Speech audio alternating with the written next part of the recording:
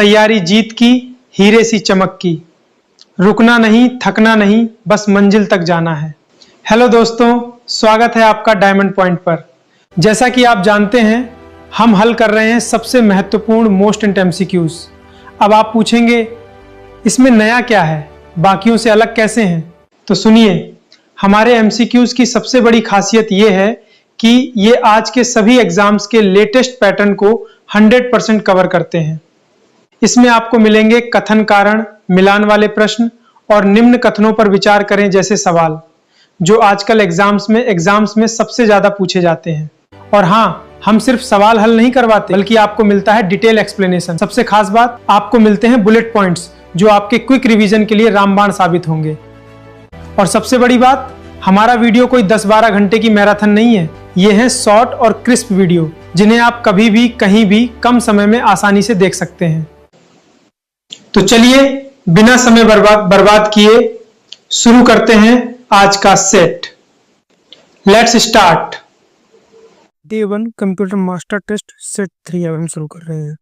आधुनिक कंप्यूटर विज्ञान में स्टोर्ड प्रोग्राम कंसेप्ट का प्रतिपादन किसने किया था, जिसके अनुसार डेटा और निर्देश दोनों मेमोरी में ही संग्रहित होते हैं। मतलब यह पूछ रहा है कि आधुनिक कंप्यूटर विज्ञान में स्टोर्ड प्रोग्राम कंसेप्ट का प्रतिपादन किसने किया था। तो जॉन वॉन न्यूमैन ने आधुनिक कंप्यूटर विज्ञान में स्टोर्ड प्रोग्राम कंसेप्ट का प्रतिपादन किया था। जॉन वॉन न्यूमैन ने सन 1945 में स्टोर्ड प्रोग्राम आर्किटेक्चर दिया था। आज के लगभग सभी आधुनिक कंप्यूटर इसी जॉन वॉन न्यूमैन आर्किटेक्चर पर आधारित है। स्टोर्ड प्रोग्राम कंसेप्ट पर आधारित पहला व्यवहारिक कार्यशील डिजिटल कंप्यूटर कौन सा था? स्टोर्ड प्रोग्राम कंसेप्ट पर आधारित पहला व्यवहारिक कार्यशील digital computer electronic delay storage automatic calculator EDSAC था। एडसेक जो था, यह पहला स्टोर्ड प्रोग्राम कंसेप्ट पर आधारित व्यवहारिक कार्यशील डिजिटल कंप्यूटर था। इसका फुल फॉर्म बहुत पूछता है, जैसे एनिक का, एडसेक का, यूनिवैक का। एनिक का होता है electrical numerical integrator and computer. EDSAC का होता है electronic delay storage automatic calculator. Calculator या फिर कंप्यूटर भी होते हैं, कंप्यूटर भी बोलते हैं इसको। Electronic delay storage automatic computer. UNIVAC का होता है universal automatic computer. Cambridge university के मॉरिस विल्क्स द्वारा 1949 में निर्मित एडसेक ऐसा पहला कंप्यूटर था जो स्टोर्ड प्रोग्राम सिद्धांत पर पूरी तरह से कार्य करता था। दुनिया का पहला कंप्यूटर प्रोग्रामर किसे माना जाता है, जिन्होंने चार्ल्स बेबेज के एनालिटिकल इंजन हेतु बाइनरी कोड में निर्देश तैयार किया था? लेडी एडा लवलेस को दुनिया का पहला कंप्यूटर प्रोग्रामर माना जाता है।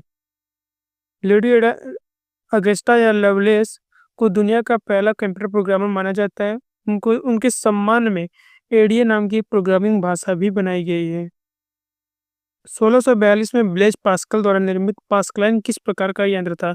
जो पास्कलाइन था ना, यह फर्स्ट मैकेनिकल कैलकुलेटर था, जिसे हम मैकेनिकल एडिंग मशीन भी कहते हैं। पास्कलाइन दुनिया का पहली यांत्रिक जोड़ने वाली मशीन थी, जो गियर और पहियों की मदद से केवल जोड़ने और घटाने का कार्य कर सकती थी। चार्ल्स बेबेज द्वारा 1822 में बनाया गया डिफरेंस इंजन किस ऊर्जा स्रोत से संचालित था? यह भाप स्टीम से संचालित था। चार्ल्स बेबेज का डिफरेंस इंजन एक गियर संचालित भाप से चलने वाला यांत्रिक कैलकुलेटर था, जो बीजगणितीय फलन और दशमलव तालिकाओं की गणना करता था। आईबीएम और हार्वर्ड एकन द्वारा 1944 में निर्मित मार्क-1 का आधिकारिक नाम क्या था? इंटरनेशनल बिजनेस मैनेजमेंट और हार्वर्ड एकन द्वारा 1944 में निर्मित मार्क-1 का आधिकारिक नाम क्या था? Automatic sequence control calculator, advanced electronic digital computer, universal integrated calculator, general purpose logic machine.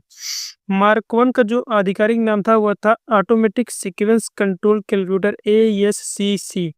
Mark one का आधिकारिक नाम क्या था? Automatic sequence controlled calculator. Automatic sequence controlled calculator ASCC। Mark one का आधिकारिक नाम ASCC था, यानी कि ऑटोमेटिक सीक्वेंस कंट्रोल कैलकुलेटर, मतलब हम ऑटोमेटिक सीक्वेंस को कंट्रोल करेंगे कैलकुलेटर के माध्यम से। इस तरह हम याद कर सकते हैं। यह पहला पूर्णतः स्वचालित विद्युत यांत्रिकी कंप्यूटर था। निम्नलिखित का सही मिलान कीजिए। परम 8000, विजय पी भाटकर और एरावत। परम 8000 हमारा पहला सुपर कंप्यूटर था। भारत का पहला सुपर कंप्यूटर परम 8000 था, यानी ए को 1 से जोड़ दो। विजय पी भाटकर भारत के एक सुपर कंप्यूटर के पिता कहे जाते हैं, यानी कि बी को 2 से जोड़ दो। एरावत भारत का शीर्ष एआई सुपर कंप्यूटर था, यानी कि सी को 3 से जोड़ दो, यानी ए 1 से, बी 2 से, सी 3 से। परम 8000 पहला भारतीय कंप्यूटर था जिसे डॉक्टर विजय पी भाटकर के नेतृत्व में सिडैक ने बनाया था। एरावत भारत का नवीनतम शक्तिशाली एआई सुपर कंप्यूटर है। स्वचालित वॉशिंग मशीन। आधुनिक कारों के ब्रेक सिस्टम तथा स्मार्ट वॉच में किस प्रकार का विशेष कंप्यूटर एम्बेडेड होता है? इसमें जो स्वचालित वॉशिंग मशीन होते हैं, जो आधुनिक कारों के ब्रेक सिस्टम एबीएस सिस्टम होता है, और जो स्मार्ट वॉच में और जो स्मार्ट वॉच होता है उसमें एम्बेडेड कंप्यूटर लगा होता है। एम्बेडेड कंप्यूटर किसी बड़े उपकरण का हिस्सा होता है जो केवल किसी एक विशेष कार्य के लिए लगाया गया होता है। अस्पतालों के आईसीयू में मरीज के स्वास्थ्य मापदंडों की निगरानी के लिए अक्सर हाइब्रिड कंप्यूटर का उपयोग किया जाता है। बिल्कुल, हाइब्रिड कंप्यूटर एनालॉग सिग्नलों को मापता है और उसको डिजिटल सिग्नल में बदल देता है। बिल्कुल सही है। हाइब्रिड कंप्यूटर में एनालॉग और डिजिटल दोनों के गुण होते हैं। यह आईसीयू में निरंतर बदलते शारीरिक सिग्नलों को डिजिटल अंकों में बदलकर प्रदर्शित करता है। कंप्यूटर में प्रयुक्त सिद्धांत गीगो का पूर्ण रूप क्या है? गार्बेज इन गार्बेज आउट इसका पूर्ण रूप है। सुपर कंप्यूटर की कार्यक्षमता एवं गति को मापने की इकाई क्या है? सुपर कंप्यूटर की जो कार्यक्षमता होती है उसे फ्लॉप्स में मापते हैं, फ्लोटिंग पॉइंट ऑपरेशन पर सेकंड। जबकि जो सामान्य कंप्यूटर होते हैं उसको मिप्स में मापते हैं, मिलियन इंस्ट्रक्शन पर सेकंड। या फिर सामान्य कंप्यूटर को हम पीसी की गति यानी मिप्स या क्लॉक स्पीड में भी मापते हैं। मिप्स तो पहले बता दिए। आर्टिफिशियल इंटेलिजेंस, प्राकृतिक भाषा संस्करण और अल्ट्रा लार्ज स्केल इंटीग्रेशन किस पीढ़ी के कंप्यूटर की विशेषता है? 5वीं पीढ़ी के कंप्यूटर की विशेषता है। व्यक्तिगत उपयोग हेतु निर्मित डेस्कटॉप, लैपटॉप, पॉमटॉप, स्मार्टफोन किस श्रेणी में आते हैं? ये सब माइक्रो कंप्यूटर की श्रेणी में आते हैं। बड़ी बैंकिंग प्रणालियों, रेलवे, आरक्षण केंद्रों, बीमा कंपनियों में एक साथ हजारों उपयोगकर्ता के लेनदेन को प्रोसेस करने के लिए हम मेन फ्रेम कंप्यूटर का यूज करते हैं।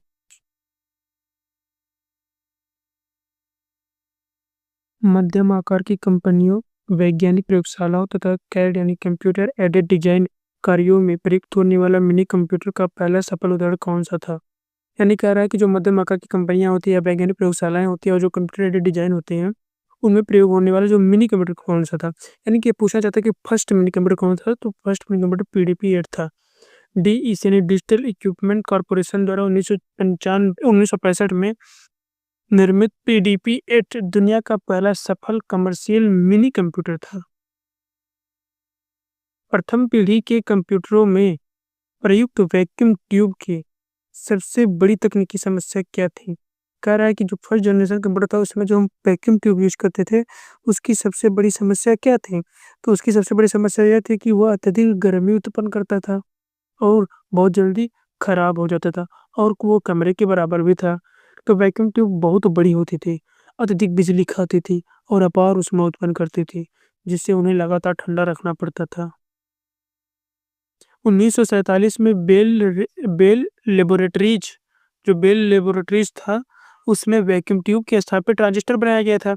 कह रहा है कि 1947 में बेल लेबोरेटरीज में वैक्यूम ट्यूब के स्थान पर ट्रांजिस्टर का आविष्कार किसने किया था? तो हम जानते हैं बाइडेन ने ब्रिटेन को शॉक लगा दिया, यानी कि जॉन बाइडेन और वाल्टर ब्रिटेन और विलियम शॉकले ने बेल लैब्स में ट्रांजिस्टर का निर्माण किया था 1947 में। सिलिकॉन चिप पर हजारों इलेक्ट्रॉनिक घटकों को जोड़कर इंटीग्रेटेड सर्किट का निर्माण का श्रेय किसे जाता है? इंटीग्रेटेड सर्किट का निर्माण जॉन किल्बी के द्वारा किया गया था और उनके साथ रॉबर्ट नोयस भी थे। जैक किल्बी और रॉबर्ट नोयस ने मिलकर इंटीग्रेटेड सर्किट चिप विकसित की थी, जिसके लिए किल्बी को नोबेल पुरस्कार भी मिला था।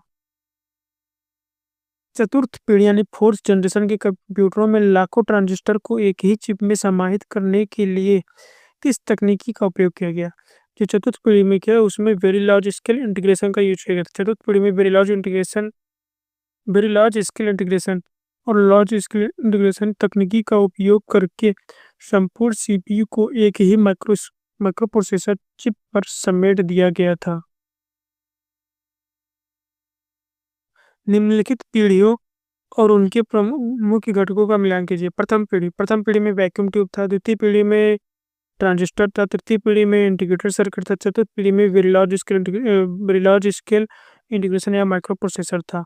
यानी प्रथम पीढ़ी जो होगा वो ए यानी 3 में जाएगा, बी जो है वो 1 में जाएगा, सी 2 में जाएगा और डी 4 में जाएगा। यानी ऑप्शन ए सही है। इडवैक electronic discrete variable automatic computer का निर्माण जॉन वॉन न्यूमैन की किस विचार को लागू करने के लिए जेपी एकर्ट और जॉन मोचुली द्वारा किया गया था? मतलब इडवैक का निर्माण जेपी एकर्ट और जॉन मोचुली द्वारा किया गया था, पर विचार किसका था? John von Neumann. और रिस्टोर प्रोग्राम और बाइनरी डेटा का उपयोग करके किए थे। इट्स पहला ऐसा कंप्यूटर था जो कि बाइनरी के नंबर सिस्टम 01 और स्टोर प्रोग्राम सिद्धांत दोनों का संयोजन करके बनाया गया था। वाहनों में लगा स्पीडोमीटर, पुराना एनालॉग वॉच और साधारण थर्मामीटर किस प्रकार के कंप्यूटरों का भौतिक उदाहरण है? एनालॉग कंप्यूटर के भौतिक उदाहरण है इसके। बाइनरी संख्या प्रणाली 01 और आधुनिक कंप्यूटरों के उपयोग करने की गणितीय आधार प्रस्तुत करने वाले विद्वान कौन थे? बाइनरी संख्या प्रणाली का आधुनिक कंप्यूटरों में उपयोग करने वाले गणितीय आधार पर प्रस्तुत करने वाले विद्वान थे गॉटफ्रीड विलियम लेबनिज और जॉर्ज बुले थे। बुले कहते भी है ना, बुले नंबर 01 है। लेबनिज ने बाइनरी सिस्टम को परिष्कृत किया और जॉर्ज बुले ने बुलियन अलजेब्रा का विकास किया जो कंप्यूटर सर्किट का आधार बना। निम्नलिखित में से कौन सी विशेषता कंप्यूटर को बहुउद्देशीय मशीन बनाती है? बहुउद्देशीय मतलब एक कंप्यूटर से हम कई सारे काम कर सकते हैं। अर्थात यह एक ही समय में गणना भी कर सकता है, टाइपिंग भी, संगीत भी, डिजाइनिंग भी कर सकता है। तो उसे हम वर्सेटिलिटी कहते हैं। वर्सेटिलिटी यानी बहुविज्ञता या बहुमुखी प्रतिभा का अर्थ है कि विभिन्न प्रकार के अलग अलग कार्यों की समान दक्षता के साथ पूरा करने की क्षमता। निम्नलिखित कथनों पर विचार कीजिए क्वांटम कंप्यूटिंग के संबंध में। पहला, यह पारंपरिक बाइनरी बिट्स 01 के स्थान पर क्यूबिट्स का प्रयोग करता है। बिल्कुल सही है। क्वांटम कंप्यूटिंग में हम क्यूबिट्स का यूज करते हैं। सुपरपोजिशन और एंटेंगलमेंट इसके मूल भौतिक सिद्धांत है। बिल्कुल सही है। यानी कथन 1 और कथन 2 दोनों सही है। क्यूबिट्स दोनों 0 और 1 दोनों अवस्थाओं में एक साथ सुपरपोजिशन रह सकते हैं और जिससे क्वांटम कंप्यूटर अत्यधिक तीव्र हो जाता है। 1939 से 42 के दौरान जॉन अटोनसॉफ और क्लिफोर्ड बेरी द्वारा बनाया गया एबीसी एस्टोनॉफ बेरी कंप्यूटर किस रूप में प्रसिद्ध है? एबीसी जो कंप्यूटर था यह पहला विशेष प्रयोजन वाला इलेक्ट्रॉनिक डिजिटल कंप्यूटर था। एस्टोनॉफ बेरी कंप्यूटर दुनिया का पहला इलेक्ट्रॉनिक डिजिटल कंप्यूटर था जिसे रैखिक समीकरणों को हल करने के लिए बनाया गया था। कंप्यूटर के कार्य चक्र यानी प्रोसेसिंग साइकिल क्या है? पहले वो इनपुट लेगा, फिर प्रोसेसिंग करेगा, फिर आउटपुट देगा और फिर स्टोरेज यानी आईपीओएस सिस्टम पे काम करता है।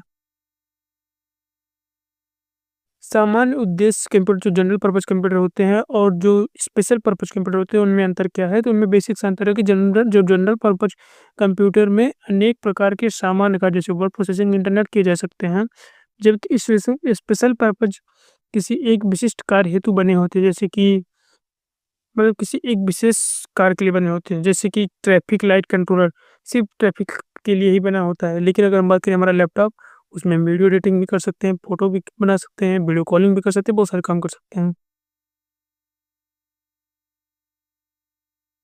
दुनिया के सबसे तेज सुपर कंप्यूटरों की सूची जारी करने वाली वैश्विक संस्था या प्रणाली का नाम क्या है? टॉप 500।